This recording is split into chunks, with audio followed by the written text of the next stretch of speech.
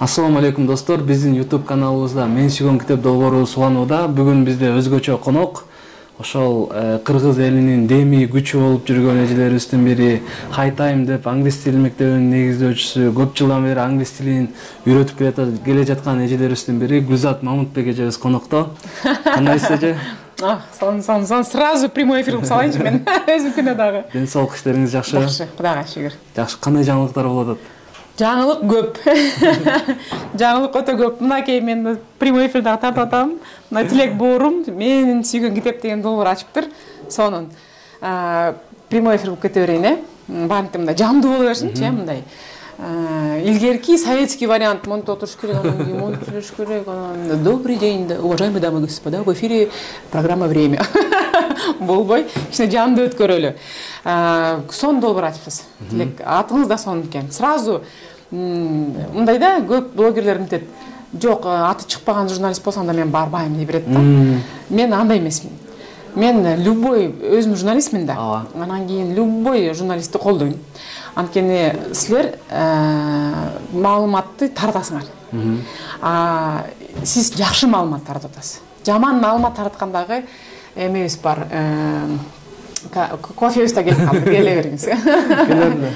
Келе бериңиз. Кофебиз да келип калды. Жандуу болуп кетсин. Мынакей жакшы жейтибиз. Тима экен аты. Тима, рахмат болду. Рахмат. Чоң рахмат. Сиз жакшы маалымат таратып атасыз. Журналисттер бар, жаман маалымат таратат. Ушундай.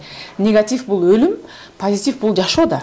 Негативди чукуп, артын чукуп, берин чукуп, биягын чукуп, тиягын чукуп, ошентип хайп кылган адамдар бар да. Алар өлүм жаратат. Кыргызстан үчүн өлүм, планета үчүн өлүм. А сиз жашоо жаратып атасыз. Позитив жаратып атасыз. Сиз китеп маалыматын таратып атасыз. Тем более сизди колдойм да, сизге окшогондорду. Анан келет журналисттер. Тигинин бир жерин айырбайсызбы я? Систем бүтүп атпайбы я? Давайте дебатка чакырабыз. Андай журналисттерди колдобойм мен. Мен айтам, жок, айланайын. Сүйлөсө сүйлөй берсин. Сизди тиги депутат анан кийин парламент сүйлөтпөй, сүйлөсүн, именно парламент сүйлөсүнчү. Деп такыр бербей койгом эме интервьюнчу. Анан бирөө келип сурады, келиңиз, жакшы интервью алып кетейинчи деди. Анан жакшы интервью болсо давайте, мен эч кимден урушпайм. Жакшы интервью алып кеттиңиз деп. Ошондуктан сизди аябай колдойм Тилек. Эң сонун рахмат. Сиз турай жумуш кылып атасыз. Анан кийин китепти ушунчалык мындай багланган нерсе эмес да. Өзүнүн даражасында. Бул китепти, мисалы мына азыр Али Бабаны окуп атам мен, Джек Маны. Бул китепти өтө акылдуу адам жазган да. Анан бүткүл өмүрүндөгү тажрыйбасын баарын тең бир китепке салып койгон да, понимаете мо? Бир 200 барактын ичинде бир кишинин, келеген кишинин тажрыйбасы. Окуп алып анан кийин бул кишинин баскан жолун басып өтпөй, бул жер Джекма неме 30 жылдан бери алышат, Шап этип эле мен 2 күн, 3 күн, 2 жумада эле окуп койгом да. Буну даже передача дагы мынча бере албайт да. Даже сиздин дагы передачаңыз китептей бере албайт. Мисалы, менден азыр маалымат алгыңыз келип атат. 2 саат сүйлөшсөк дагы мен бул китеп берген нерсени, 30 жылдык тажрыйбаны берген нерсени передачаңызда бере албайт да. Ошондуктан китеп ушунчалык укмуш нерсе. Мен немеде түрмөдө отурганда дагы 7 ай отуруп калдым. Эми түрмө дей бересиң деп, бул СИЗО дейт да. СИЗО түрмө эмес, Гүлзат дей беришет. Эми следственный изолятор деп коюлду, макул. 7 ай мен кайрыган деле жокмун да. Мен биринчи бир кыздай болдум, дедим, давай китеп окуйбуз. Как раз убакыт көп деп мен 34 китеп окудум. Суворовду окудум. Искусство побеждать. Искусство побеждать дейт. Такыр жеңилбеген киши экен бул кишичи. Суворов, военачальник да, генерал, полководец. Ал ушунчалык бүт барды стратегияны кыйын укмуш жеп чайнаган киши экен. Бир жолу жеңилбеген. Анын китебин окуйм десем, деп. Чингисханды окудум. Чингисхан зона комфортадан качкан киши экен да. Чингисхан башы менен эртең мынакей эме болуп атканда, эртең бой, эртең согуш болуп атканда бирөөнү барып басат да алчы. Алтын чатырынан кыш болобу, күз болобу, жай болобу сыртка чыгып, таш жастанып жатчу экен да. Анткени зона комфортада жумшак жастанып жатса, анан кийин зона комфортта ушундай жаман нерсе да. Өлүмүңдүн зонасы да. акырын былч деп өзүнө бүтүп кетет да. Ошондуктан сыртка чыгып таш жастанып, кышпы кычыраңышпы жер эненин үстүнө жатып таш жастанып жатчу экен. Анан барып ойлонуп, так мындай башың свежий болуп турганда стратегия кылган киши экен Чыңгыз хан. Аны да окудум, Батый ханды окудум, Чыңгыз Айтматовдорду да окудум. 34 китеп окудум иши кылса. Оша, Джо Витали, зарубежный жазуучулардын баарын окудум. Ошондуктан сиз аябай туура кылдыңыз, өтө туура кылып туура долбоор баштапсыз. Ушунчалык сизге батамды берип, көмөгүмдү берип, сизди астыга мотивацияны берип, артыңызга моторду салып туруп, вперед кыргыздын баарын тең китеп менен заражение кылып салыңызчы деп дем бергим келип атат. Эң сонун рахмат. Туура айтып өттүңүз, жанагы китеп берген нерсени бере албайбыз да. Бирок ошол китеп окуганга багыт болсо деп бул долбоорду баштаганбыз да. Анан сизге бере турган сурообуз, кайсы багыттагы китептерди көбүрөөк окуйсуз? Мотивация. Улуу инсандардын тажрыйбасы, биографиясы ошол мага кызык. Мен ошолорго кызыгам. Түрмө дейбиз, түрмөдө дагы Ленин отурган экен. Сталин 6 жыл отурган экен. Түрмөндө бир сүрү бар да, бул камакта. Эч жака чыга албайсың да анан. Деп туруп күчүң аршып ташып аткан күчүңдү топтоп туруп, же билимге жумшайсың, же ойлонууга жумшайсың, же мындай жарылууга жумшайт экенсиң да, ошондой бир сүрү бар экен. Юсуф пайгамбарыбыз дагы түрмөдө отуруп калган экен, кудукта. Бүт улуу инсандардын 80% отурган түрмөдөчү, карабаңызбы? Энергетикасы келер беречи. Энергетикасы неме, китептин энергетикасы чоң көрдүңүзбү? Сөйкөлөр да түшүп кетет. Тайсан отурган экен, Мухаммед Али отурган экен, Махатма Ганди 18 жыл отурган. Мени Индияны кулчулуктан алып чыгып кеткен киши 16 жыл күрөшүп менен Англия менен 18 жыл түрмөдө отуруп, ошактан китеп жазган, ошактан стратегияларын жазган, оонду түптөгөн, оонду негиздеп мындай жаратып ийгиликке жеткирген Нельсон Мандела 24 жыл отурган. Одиночный камерада. Анын баарын окуйм да, анын баарын эмелерин баарын китептерин мен улуулардын жолун айтып аткан турбайм. Позитив мен да, анткени любой нерсени чөйрө чечет да.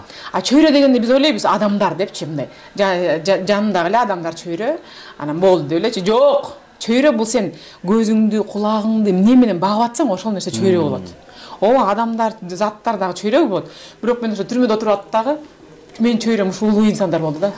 Мынтип да окуйм, мынтип да окуйм, мынтип да окуйм, мынтип да окуйм. Эдеки полкага чыгып алам. Гүзат түшпөйсүң, эмне боласың дейт, мен китеп окудум. Улуу инсандар менен өзүмдү мындай курчуп алдым да. Кийинки сурообуз, кандай ойлойсуз? Эмне үчүн китеп окуш керек адамдар? Өнүгүү үчүн. Сократ айткан экен, эң чоң бактылуулук бул билим. Эң чоң бактысыздык бул билим жоктук, сабатсыздык, караңгылык. Эми өзүң да билбесең, анан билген кишини да укпасаң, билген кишини да окубасаң, бул туңгуякта. Бул туңгуякта моундай эчтеке көрбөйсүң да, караңгыда моундай. Билим жарыктыкта мындай, жарык. Мен түшүнүп калдым. Кечке эле мага жаза беришет. Мен депрессиядан чыга албай атам. Сиз балдарыңызды 4 жылдан бери көрө элексиз, түрмөдө да отуруп чыктыңыз. Түрмөгө сизди эски күйөөңүз дагы киргизип салды. Аяктан дагы жаркырап чыкты түрмөдөн. Сип свежий болуп. Каяктан бул күч дейт. Айтам, айланып кетейин, китеп дейм, бул китепте күч. Мен ошакта отуруп 34 китеп. Өзүм да 3 китеп жаза баштадым. Англисчеси Freedom, кыргызчасы Эркиндик, орусчасы Свобода депчи. Кыргыз тилин ошол жакта өздүрө баштадым. Мен дагы өзүнчө бир киргизмин. Кечке орус тили, англис тили боло берип, мен кыргызчаны дагы көп сүйлөй албай калгам да, эметипчи мындай. Тилим чурулдапчы. Анан кийин кыргыз тил китебин окуганда мындай муунда окучумун да. Мен жакшы болуп, ушинтип окучумун да. Мен ошол жерде отуруп алып анан кийин давай китеп окуйбуз, кыргызча китеп окуйбуз, Гүлзат деп туруп. кыргызча китептерди алдырып алып мамамдан кыргызча муунда окугандан кийин шыр окуй баштадым. Анан кыргызчамга коркосуң да монтип кыргызчаданчы биринчичи кыргыз тилинде өзүнчө бир сүйрү бар да. Анан кийин ох деп калгандан кийин анан китеп жаза баштадым. Так, мен Гүлзат Мамытбек, кыргыздын деми. Өзүмө мондай китеп неме алгам. Алдырып алгам А4 мамамданчы. Ал А4-ин көрө калып, солдаттар коркот. Эмне кыласың, заявление жазбы дейт. Силерге заявление жазбайм айдын турачы. Мен китеп жазам десем, китепти канча жазып, бизди жамандап жазбайсызбы дейт. Силер жакшы болсоңор жамандап, жаман болсоңор, кыйт болсоңор, элди кыйнасаңар жазам. Десем түпсүз басып калышат. Анысы кандай китеп жаза баштадым мен. Анткени өзүмдүн тажрыйбамды дагы бере кетишим керек мен. Ал качан чыгат билбейм. Пока билбейм, бирок жаралып келатат акырын барактап, саптап жазып келатат. Эң сонун.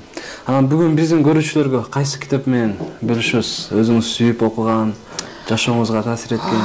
Мен да мындай жашоомо тарс, турс, каңкуң таасир эткен бул өтө сонун китеп бар. Мен мындай да окугам, аны аудиосун да окуйм. Көп эле китептерди аудиолду жазып коет. Мынтип окуп, үнүн жазып коюшат, ошону да окуйм. Анткени иш кылып атканда кулагыңа сиңе берсе бул жакшы да. Көзүң көргөн да жакшы, бирок кулагыңа сиңген андан да жакшы.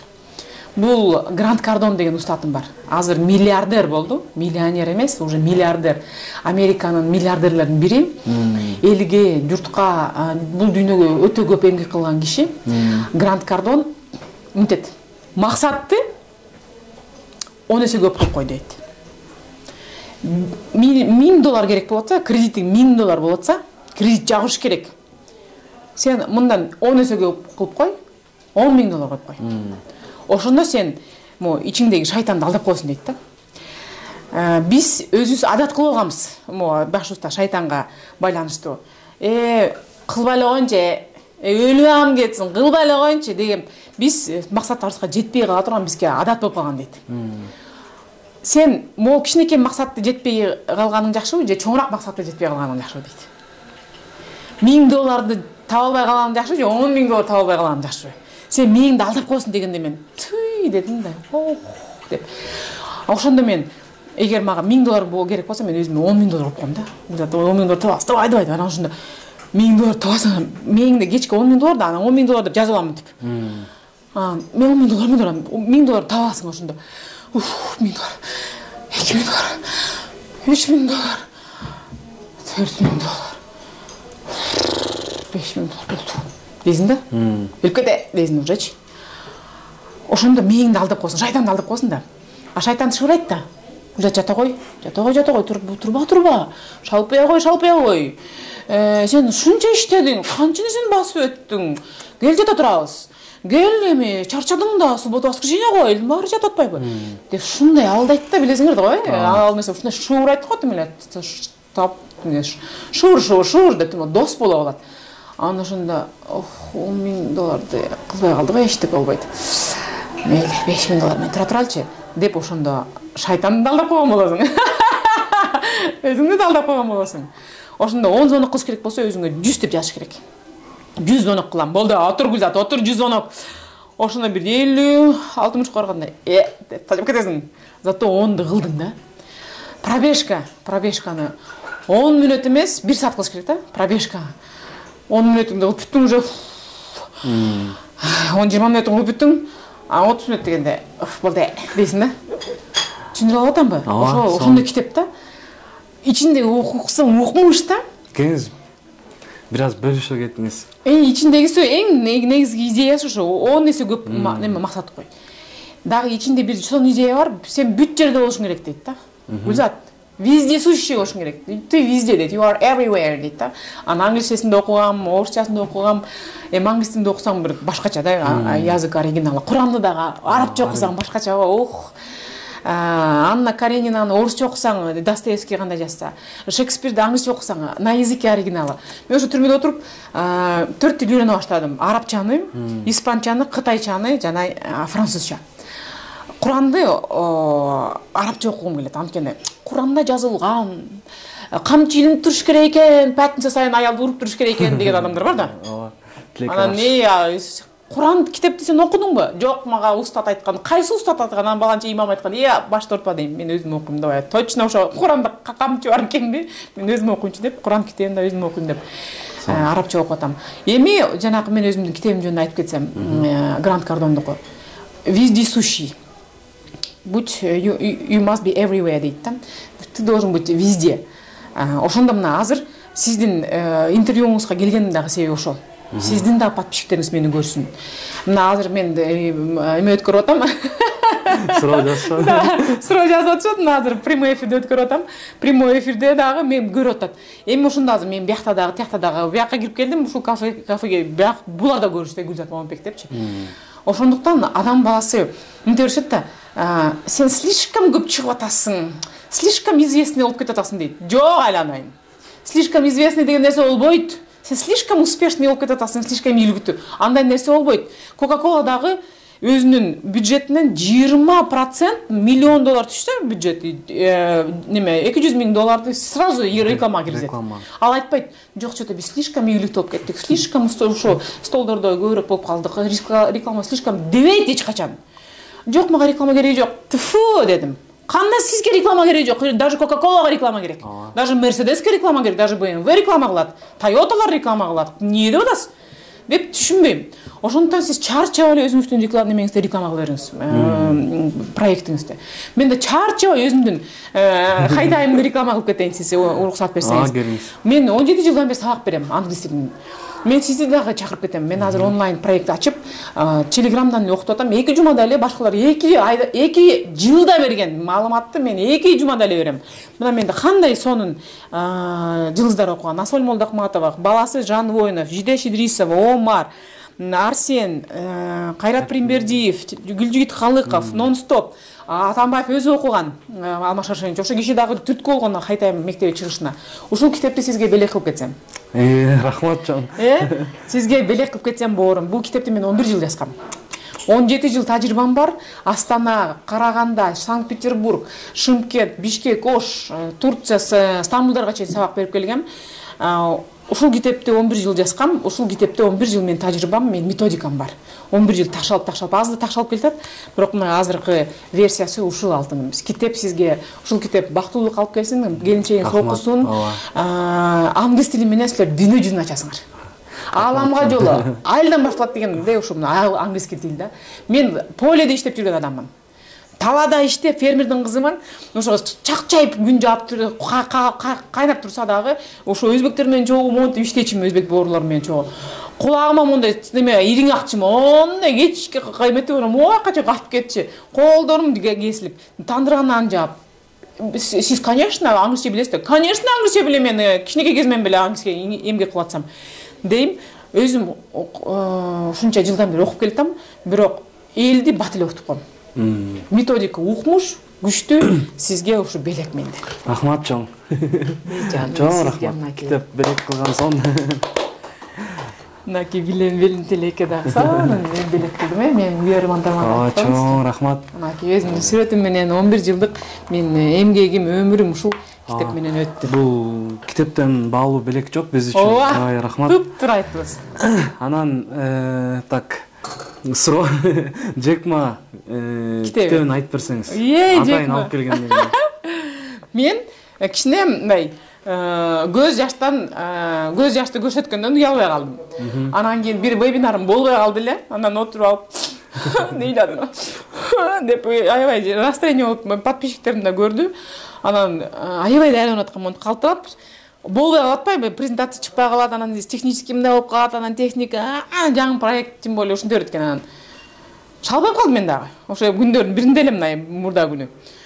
Анан кийин кетип баратам, шалпайып, мен дайыма же пробежка кылам, же спорт кылам, же жөн эле прогулка кылам да. Кулагыма мотивацияны салып алып, кетип баратсам, анан китептер тизилип туруптур, анан кийин деп туруп сразу мен устаттарымда бу Джекма, Алибаба. Анан кийин бу китепти окугандан кийин канча кыйынчылыктан өткөндөн кийин вебинарың болуптур дедим Гүлзат. Шалбайбачы, да Гүлзат деп туруп, өзүм дем берип туруп, окудум, көз жашым агып ататтым эле. до конца окудум. Бул кишиге Джек Маны эме Макдональдста элдин баары иштейт, студенттин баары тең иштейт. Бул кишиге 24 жолу отказ бериптир да. Анткени өзү байкушумдун кейпи суук да. 24 кичинекей кезинде, тем более маймылга окшогон кичинекей бала болчу экенде, кулагы делдеген апарык капкара. Вообще 24 жолу отказ берген экен. Бул киши 24 жолу отказ берсе 25 жолу келип алыптыр да. Мен баары бир жакта иштейин депчи. Анан кийин сен мынча мындай тажал өжө адам турбайсың десе, ошентип ишти бүтүрөм мен. Мен дагы 500 жолу келем десе. Анан келем да деп туруп муну 25 жолу ишке алган экен Макдональдска. Бул киши өжөр, мен дагы ушундай. Жаңы мына English Show деп проект чыгаргам мен англис тил боюнча. КТРге баргам. Тик Илим Карпековго барсам, мен проектимди карап алып, сен Асол Молдокматовасыңбы дейт. Анан жок десем, канча подписчигиң бар дейт. Ошондо 18-жылы, 17-жылы 4000 эле подписчигим бар болчу. 4000 эле подписчигим бар. Мен как раз Данияда окуп, билим мондай болуп, духум көтөрүлүп келгенде эчтекеден коркчу эмесмин вообще. Деп. Ошондо килеген проект алып келип алып көрсөтүп атпаймынбы анан. Как будто сен миллион подписчигиң бар. Тим эле мондайсың го. Эме айдаганын үчечки ышкырыгын такшы жарат. Дейт анан. Мен Илимбайке дедим, директор КТРда ошондо. Асол Молдокматовадай духум бар зато. Десем, да башкыртпа, барып, мунун туура эмес болуп калыптыр, барып башкача кылып кел. Деп анан башкача кылып келдим, эртесин кайта келип алдым. Мен айтпадымбы? Болбойт дейт. Эмнеси болбойт? Иш болсо мен 40 жолу бардым. 40 жолу тык. Тын надоело дейт мага, надоело десем. Айттым, Илимбайке, я с вас не слезу дедим да. Я не слезу. Я 40 раз пришла, я 400 раз приду. Сен, ой, шымшык. Сен акчаң барбы дейт. Анан, жок акчам, не кереги бар десем акчам. Жакшы студия куруш керек дейт, студия. Студия жашынака болуш керек дейт. Анан, студия, калаа студияны, ким кылат аны десем. Ага акча керек дейт. Эмне кылыш керек акча? Спонсор таап кел хотя бы, акчаң жок болсо дейт. Анда айттым. Спонсор таап келем. Эң бай кишини таап келем. Деп турган ойлонуп атам, ким бай киши, ким. Мен ойлогом, эң бай киши Шоронун немеси, директору Жумадил агай депчи.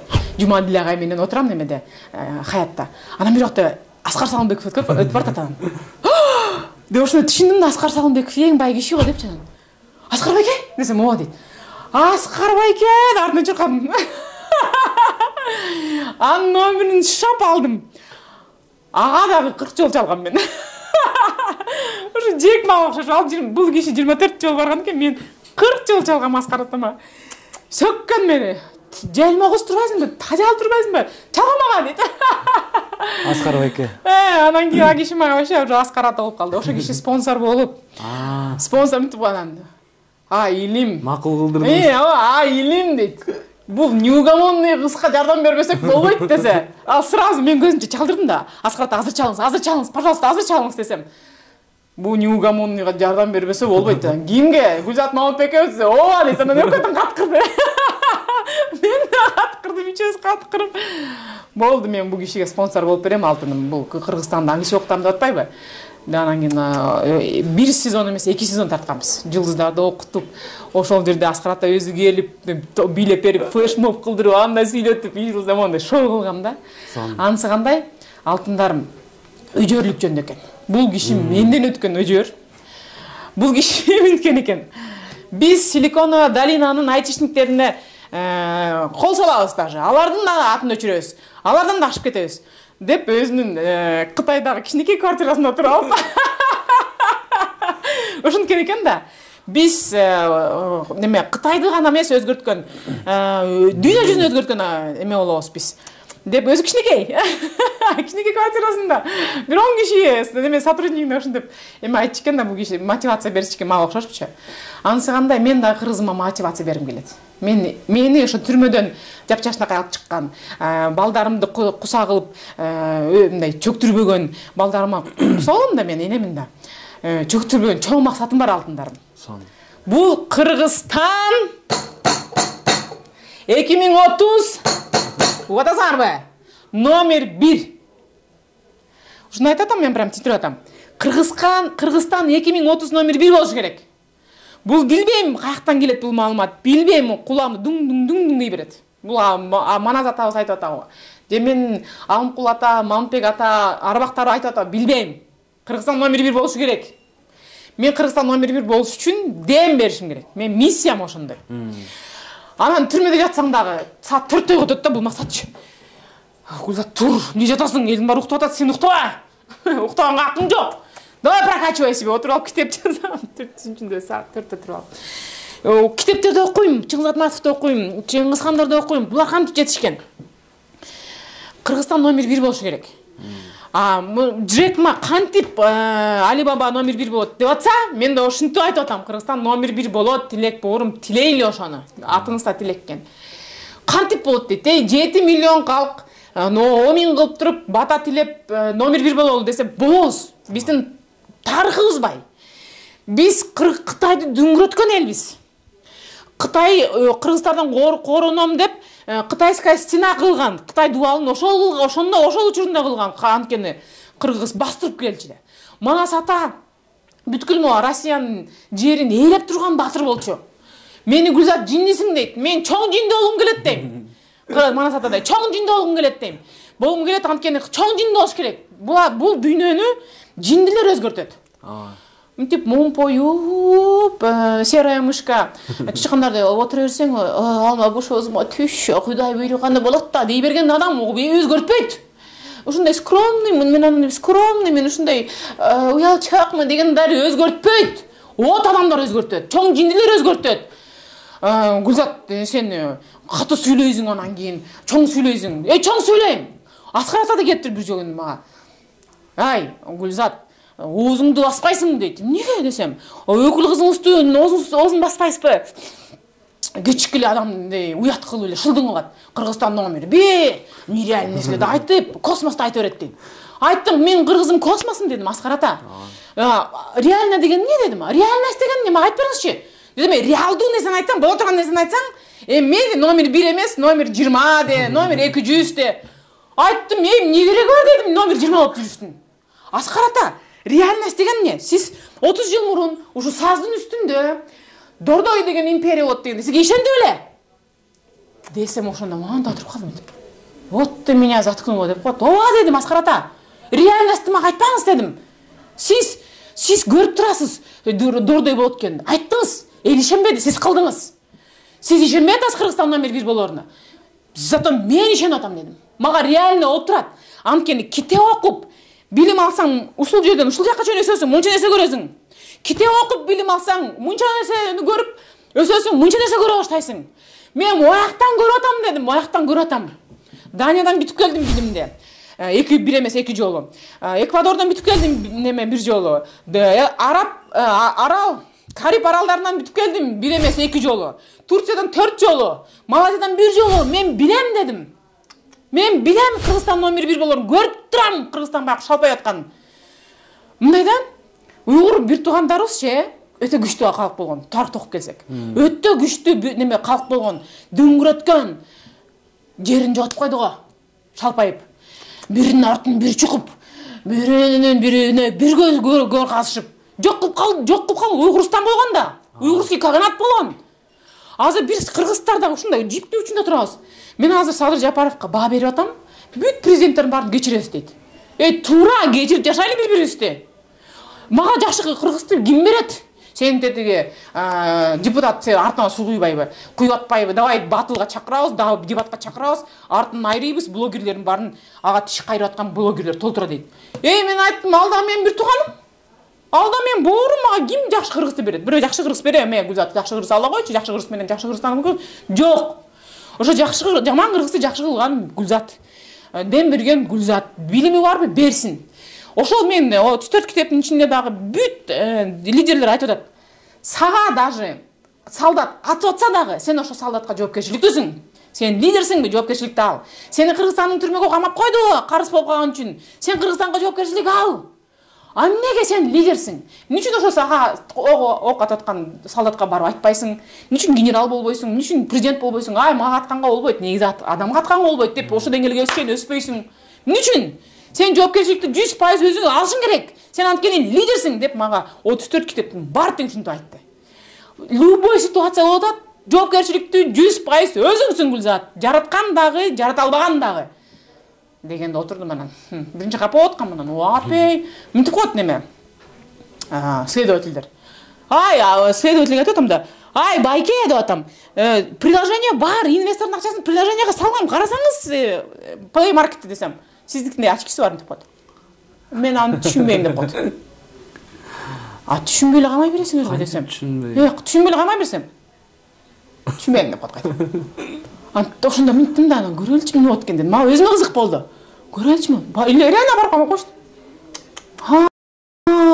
Минтип жамандагым келбейт.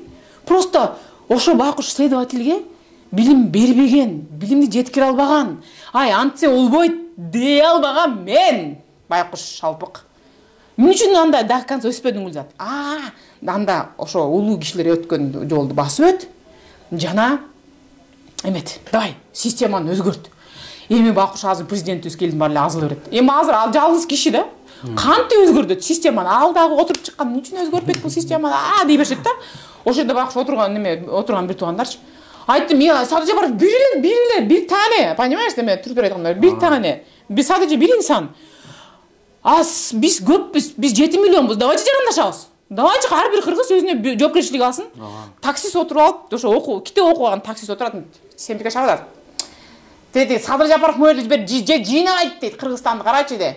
Өз семчикке чабат. Айттым, таксист байке, карачы, сен турган жериңди булгап салбадыңбы өзүң? Эмне үчүн Садыр Жапаров келип сага ошону убаркалап берсинби? Сен артыңды тазаласыңбы? Эмне үчүн мен арыктабай атам Садыр Жапаров деп дагы арыктабаганың үчүн Садыр Жапаров күнөөлүүбү? Десем байкуш уялып эметип калдым, мынтип тазалап калды. Мындай тура эмес да. Китеп окуган киши ушинтип ой жүгүртөт экен.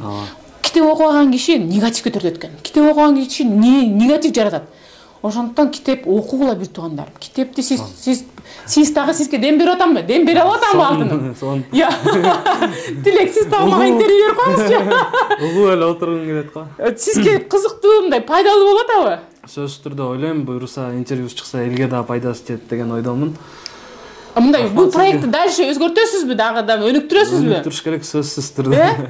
Китептин баалуулугун жеткиресизби элге? Жеткириш керек, сөзсүз түрдө. Мына сизден интервью алып алдым. Подписчиктериме. Бир жандуу сонун эфир болду. Кийинки суроо авторго жолугуп калсаңыз Джек Мага эмне деп суроо берет элеңиз? Элестетип эле көрөлү. Джек Ма ушунчалык күчтүү киши.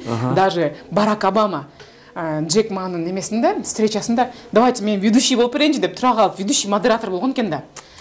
Президенттер бул киши менен сүрөткө түшкүсү келет. Анткени бул мындай аң сезимди, буякта революция төңкөрүш кылып жиберген адам да. Мен бул кишинин барып даже колун өпкөнгө даярмын, анткени мындай да, айткан сөзүнө турган киши да. Кичинекей квартирасында туруп алып, биз бүткүл дүйнөнү дүңгүрөтөбүз, Кытайды өзгөртөбүз, дүйнөнү өзгөртөбүз деп. Кичинекей бойлуу киши чын эле дүңгүрөтүп. Анан бул киши англис тилинин мугалими. Англис тилинде мактап кетейин. Англис тилинин мугалими. Мындай да, англис тил тилек боорум, англис тил ушунчалык сонун нерсе.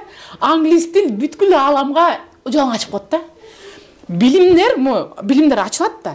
Кудай ачат да билимди. Бул кишинин мээсинде ачат, бул кишинин мээсинде ачат. Бир жакшы билим Америкада ачылат, жакшы билим Японияда ачылат, жакшы билим Аравияда ачылат, жакшы билимдер ачыла берет да. Билим мындай Кудайдын сырлары көп да. Анан любой билим англис тилине 100% которулган да. 100%.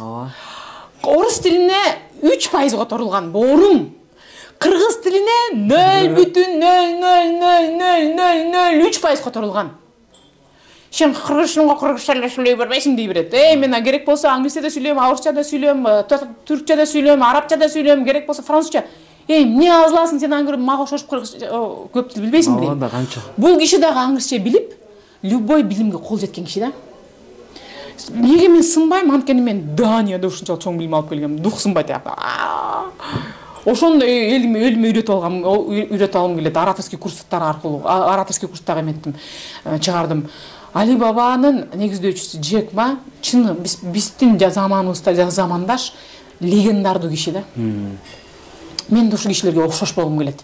Ушулардын жолун жолдоп, ушулар менен табакташ, ушулар менен суу кечип, ушулар менен бирге болуп, ушулардын ойлорунда болуп, ушуларга окшошкум келет мен.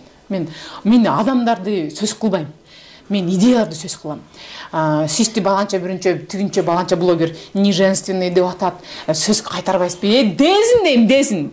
Инде аны менен батылга чыкпайсызбы? Дезин дей берсинчи айланайын. Эл сүйлөй берсин. Мен Джек Маны окуйм деп мен ушу киши менен, ушундай кишилер менен алек болгум келет.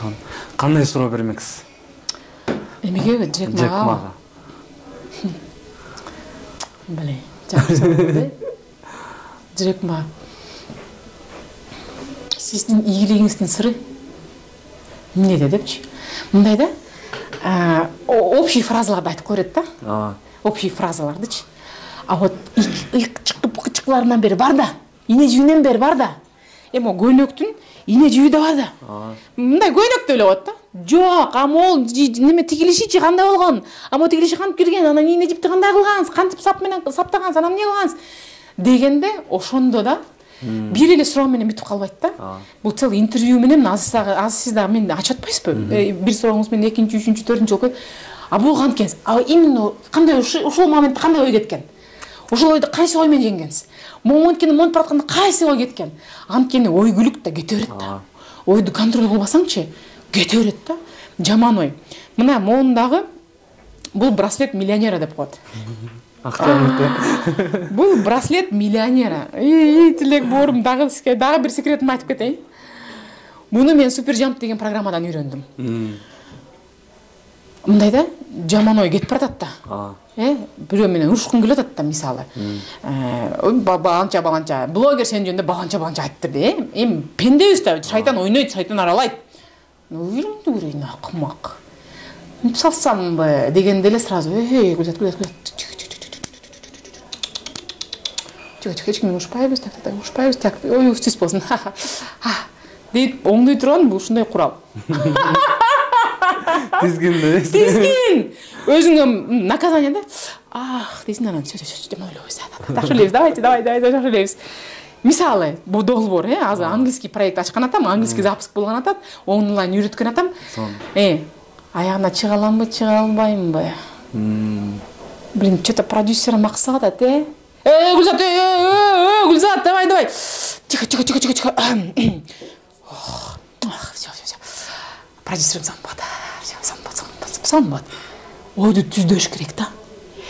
Пайгамбарыбызга айткан экен, суроо берген экен.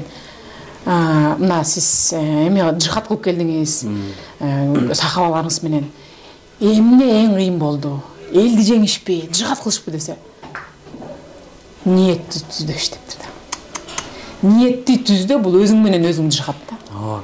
Ниетти түздө бул эң чоң согуш экен, эң чоң жихад ошол экен деп. Ушул нерсе жардам берет экен, ниетиң түздө, ниетиң блогерде өлүп кетсин, өзүң менен иш менен кетчи, давай, эмнеге айтып жатпайсыз Гүлзат? Же продюсер болбой калды го я, продюсер шокпой атышты, урушуп келсемби я продюсер. Разычылык, Гүлзат, тихо, разычылык беребиз. Продюсерим сонун, зато мондай берди, все, давайте. Деп туруп ошондо өзүңдү шалпайып монтпейсиң да, энергия жаратпайсың да, өлүм жаратпайсың да. Ошондо чечесиң, сен монтип баратканда сразу акыл эсиң, вибрацияң ылдый толкунга түшүп кетет. Аң сезимиң 5-10% иштей баштайт. Болду. Давай, ойду, түздөйбүз, ниетти түздөйбүз, Гүлзат, кеттик дегенде бүттү, уже 80% акылың иштей баштайт. Уже жакшы нерсе көрө баштайсың. А моундай состояниедачи, мен азыр толтура сизден өйрөнүп алам, билесизби? Тиягыңыз жаман экен, анан свет жаман экен, анан биякта шум болот атат. Жок, айланайындар. Мындай толкунга түшпөшүбүз керек. Даже түрмөдө отурганда да айтат ака. Медитация кылам. Жаман оюм жаман болуп баратканда мондай кыла коем. Иш кылса оюмду түздөп тураттым да. Мен менен чогуу жашаган адамдар картайып кетип атышты. Резко семирип былчып. А мен сразу оюмду түздөп, эме кылам, отжимание кылам, приседание кылам, неме кылам, спорт кылам, медитация кылам, китеп окуйм, анан кийин упражнениялар кылам. Толтура да иш кылса өзүмдү кыла турган нерсе. Это все ошо. Бир сырдын бири. Сизге мындай бир эме болсун да, кеңеш болсун. Бул резинканы колуңузга байлап алып туруп, браслет миллионера. Сонун идея. Анан кийинки суроо, мисалы, Гүлзат Мамытбек жөнүндө китеп жазылса, аталышы кандай болот эле? Мен ушундай китеп жазган атам. Мисалы башка бирөө жазса да, мисалы аталышы кандай болот эле деп ойлойсуз? Сиз жөнүндө китеп жазса. Мен монда китепти бирөөлөр айтып атат, келиңиз сиздин китебиңизди жазып берели, сиз айтып бериңиз деп. Монтип отуруп жазганга убактым болбойт атта. Атак монтип отуруп жазсам да өзүм укмуш китеп жаратмакмын. Өзүм жана 2-3 китебимди баштап койгом, ушул акырын уланып келатам. Боль и сила. Ушинтип эметмек. Орусча болмок. Орусча pain and power англисче. Жана кыргызчасы оорум жана күчүм. Ушундай бир 3 тилде жаралган сон китеп болмок да. Боль и сила. Мен немеде, ошо түрмөдө боль превращается в силу болуп кетет экен да. Сен оору күчкө айланып кеткен. Ушинтип күчтүү адамдар күчкө айлантып коет экен да. А күчсүз, алсыз адамдар тынып калат экен. Ошо мындай сен кайраттуулугуңа ошондой бир сыноо экен да, сага бир ушундай такшала турган, темир такшалат го, такшала турган бир чоң сыноо экен. Ошондо боль превращается в силу болуп кеткен анан. Деп аткансың. Сон. Анан биздин көрүүчүлөргө мындан тышкарыда кандай китептерди окушун сунуштайт элеңиз? Аталыштарымбы? Сизден топ 5 китеп болду. 5 китеп. Самурай без меча деген. Бул побеждать не силой, оружие. Понимаете, оружие. Бычак, же кылыч, же ок эмес, а силой ума. И побеждайте силой ума дейт да. Даже самурай учурунда ошол киши жеңген киши экен да. Самурай, но без меча экен да. Согушу жок эле жеңип алган киши экен. Өтө күчтүү китеп. Мен аябай жакшы көргөн, кичинекей кезимде жакшы көргөн китеп «Унесенные ветром» Маргарет Митчелл, Скарлетт О'Хара. Бул мындай киши да, Скарлетт О'Хара. Үйлөп барат да, Эшли деп, үйлөп атат анан. Деп турупчу анан. Өзүн түзүп алат да. Ладно, подумаю об этом завтра. Дейт да. Үйлөп барат. Түзүп да, макул. Үйлөбайбыз. Муну эртең ойлонобуз деген киши да. Ушунчалык сонун киши да. Эртең да ушинтип ойлоп койсоң, уже эртең эч качан болбойт да. Завтра никогда не наступит, поэтому сен никогда не будешь расстраиваться, да. Эртеңке жылдыра бересиң, мындай расстройство и негативди жылдыра бересиң, анан эле чыгып кетесиң. Так, неме, кана Грант Кардон в 10 раз больше, 10x деген китеби, Самурай без меча үчүнчү китеп, Маргарет Митчелл үчүнчү китеп. Обязательно Суворов жөнүндө, обязательно. Представляете, эч качан жеңилбеген киши, эч качан бир да битваны, бир да бойду жеңилбеген киши экен. Бул Суворов жөнүндө искусство побеждать да, обязательно. Бул must have да, мындай обязательно окуй турган китеп. Анан кийин, конечно, Чыңгыз Айтматовдун китептери. Конечно, Чыңгыз Айтматовдун китептери. Бул классикада Чыңгыз Айтматовду дажычы кыргыздарчы, түрктөрчү кыргызча үйрөнүп атат. Чыңгыз Айтматовду кыргыз тилинде окуш үчүн. Ушунчалык бир башкача эл да, немечи, түрктөрчү. Бир түрк орус тилин үйрөнүп атты. Анна Каренинаны, Достоевскийди ошол тилде билем депчи. Бул Чыңгыз Айтматов ушунчалык бир башкача адам, башкача. Бул кишичи биздин Чыңгыз Айтматов атабыз орусча китептерин орусча жазган киши. У него русский слог был очень развит. А кыргызчаны ошол эле, неме, материнское поле, жерине, Саманчын жолу. Кыргызча жазганда. Аты да кыргызча. Ушунча сонун тиме монтип жазганда, эзиптиме мак тиме майын чыгап жазганда, ак кемени кыргызча жазып, белый пароход орусча жазган. Это же бул эки тилде мындай шедевр жараткан киши да. Анан бул китебинде башка тилдерди которсо, ошончолук дагы краскасы өчпөгөн сонун киши бул. Ошончолук мындай тубаса бир касиеттүү киши болгон. Ошол кишинин заманында да жашап өткөнбүз, мен аябай кубанам. Ошондуктан Чыңгыз Айтматов китептерин обязательно баарын окугула. Тауро Кассандраны да окугула. Мен аны түшүнбөй окугам, бирок аны да көп адамга кыйыныраак болгон мен үчүнчү. Азыр бирок окусам та түшүнөт болушум керек, мен да өстүм да. Биз ажы бүгүн алтындай убактыңызды бөлүп атайын биз үчүн келип бергениңизге терең ыраазычылык билдиребиз. Буюрса биздин көрүүчүлөр үчүн пайдалуу эфир болду деген ойдобуз. Экөөбүз биригип бир адамды болсо да китеп окууга чакыртып кызыктырып алсак, чоң жеңиш болот биз үчүн Кыргызстанда. иштериңизге ийгилик. Азыр биздин көрүүчүлөргө кайрылып койсоңуз болот. Кайсы камера? Бул камерага, аны эме, Жакушка сен дагы тарта койме. Муну алып алып тур. Кайрылып кетейин, Кыргызга дем берип аткандачы прям титиреп да кетем да, мен прям трансқа түшүп кетет болушум керек. Эң биринчи кыргыздын аялдарына кайрылгым келет. Анткени аялдын башы бийик болсо, улуттун башы бийик болот. Аялдар шалпайбай, былжыробай, анан кийин былчыйып семире бербей, үйдө отурган аялдар дагы айланайындарын билимге басым жасап, телефонуңар акча алып келип, күйөөңөрдү жамандап, анан ушактап, анан кайненеңерди жок алып аткан, сүйлөшүп аткан телефонуңар бул акча. Акчага иштегиле, акча таба албай атасыңар, мен акча курсума келгиле. Англискиңерди өздөштүрө албай атасыңар, мага келгиле 2 жумада эле үйрөтүп коем. Айланайын кыргыздын кызы, кыргыздын каныкейи, кыргыздын ай чүрөгү, кыргыздын кыз сайкалы. Ар бир кыргыздын аялын мен ушундай кабыл алам да, кыргызга жоопкерчиликтүү кыргыздын аялдары.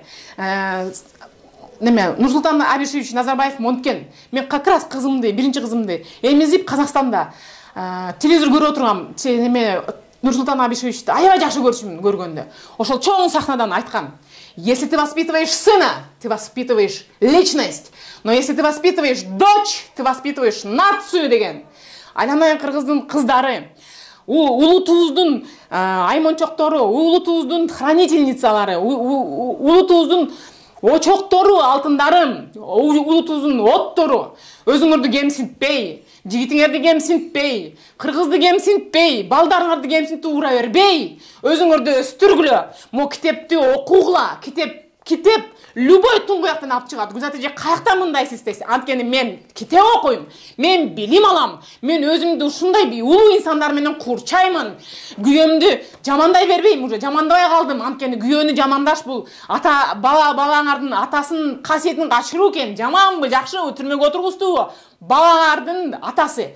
Меникиндей эмеспи күйөөңөр? Урбайбы, урушпайбы, сөкпөйбү? Демек аны вообще муах деп самайын сылап, тамагын берип, жөн эле өстүргүлө. Анан мен эркектин психологиясында окудум.